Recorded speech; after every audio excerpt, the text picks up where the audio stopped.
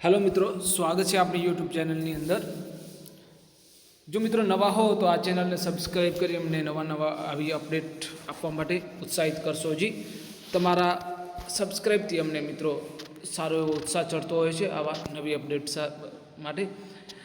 તો આજે તારીખ 17/1/2026ના રોજ ધોરણ 12માં સંસ્કૃત પેપર લેવાયું હતું. એનું સંપૂર્ણ સોલ્યુશન આપણી આ ચેનલમાં મળી રહેશે મિત્રો.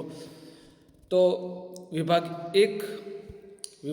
એની અંદર વાત કરીએ તો એકનું જે અનુવાદ કરવાનું હતું, ત્યાં પહેલામાં શ્વેત આભાવાળા કમળરૂપી આસન પર વિરાજતા દિવ્ય પ્રભાવવાળા જ્ઞાન અને ગુણના પ્રભાથી યુક્ત એવા વિદ્યાના દેવી સરસ્વતીને સાર તત્વથી સભર નદીને હું શિષ્ય સદા પ્રણામ કરું છું.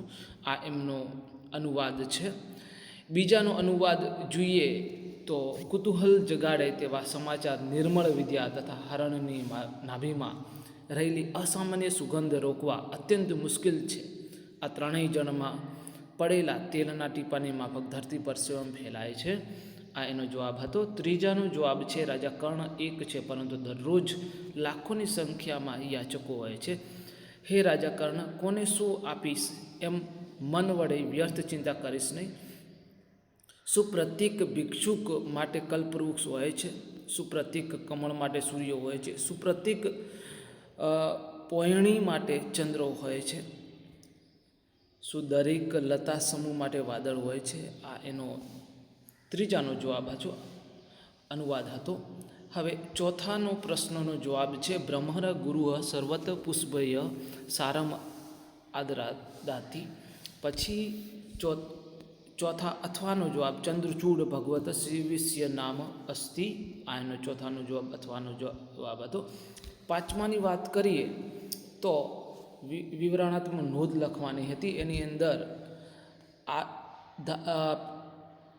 ધાત્વ એની આયુર્વેદ પ્રમાણે વાત ચિત્ત થાય અને કફ શરીરને ધારણ, વાત પિત્ત અને કફ શરીરને ધારણ કરતા હોવાથી તેને ધાતુઓ કહે છે, બરાબર. અને એના પછી તમારે વિવરણાત્મક નોંધ લખવાની થાય છે.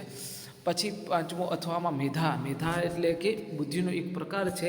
ધારણાત્મક શક્તિ બુદ્ધિ, સ્મરણરૂપી બુદ્ધિની ધારણ શક્તિ મેધા છે, બરાબર. અને પછી તમારે વિવરણાત્મક નોંધ લખવાની થાય છે મિત્રો. હવે મિત્રો શ્લોક પૂર્ણ કરવાના છે. તો એની અંદર છઠ્ઠામાં આચારાત લભતે યાયુ આચારાદ ઈપ્સિતા પ્રજા આચારાત ધનમ સ્વયં આચારો ઇંત ય લક્ષણમ.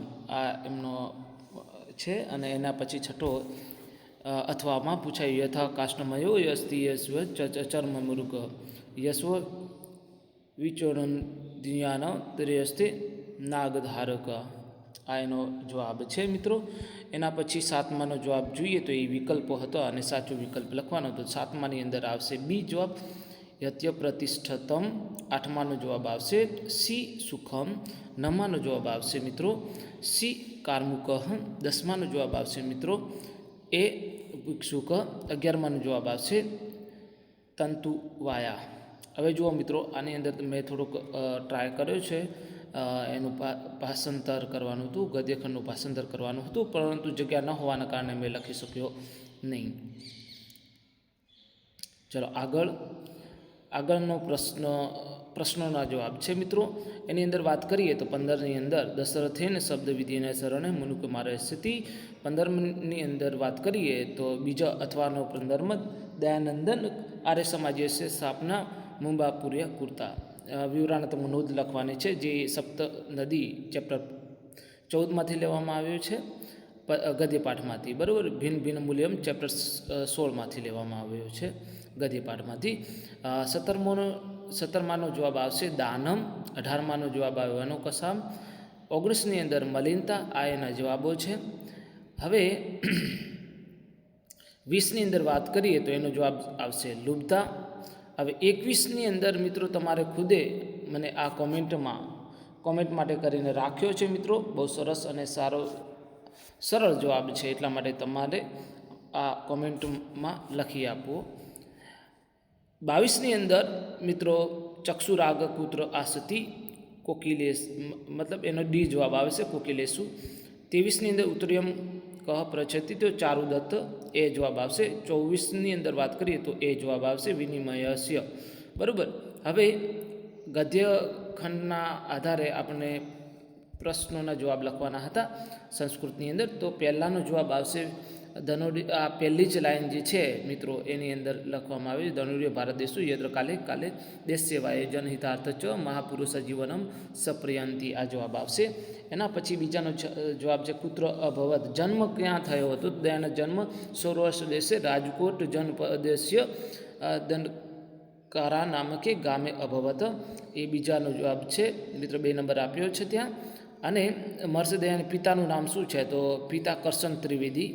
અને દયાનંદ બાલ કાલેશ્ય નામ કીમાં હશે તે બાળપણનું નામ મૂલશંકર હતું. બરાબર. આ નામ હતું તો એ અંડરલાઈન કરેલી છે મિત્રો. એના પછી સમીક્ષાત્મક નોંધ લખો. એની અંદર 26નો પદ્ય પાઠ 3માંથી લેવામાં આવ્યો છે. 27માં ગદ્ય પાઠ 13ની અંદર લેવામાં આવ્યો છે. હવે 29ની વાત કરીએ